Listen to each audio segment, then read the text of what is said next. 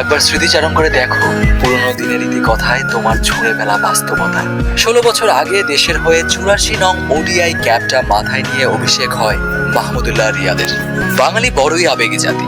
মাঝে মাঝে নিশ্চিত পরাজয়ের সামনে দাঁড়িয়েও সে হৃদয়ে লালন করে কোনো এক বীর বেশি রাজপুত্রের আগমনের অব্যক্ত স্বপ্ন। রূপকথার গল্পের মতো যিনি নিশ্চিত পতনের মুখ থেকে তুলে নিয়ে লিখবেন বাংলাদেশের বিজয়োপাখ্যান।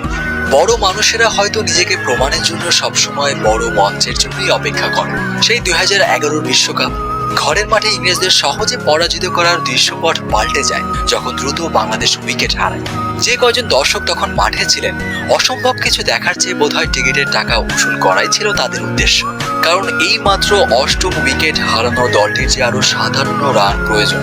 তবে দর্শকদের সমর্থন হারালেও দমে যাননি একজন।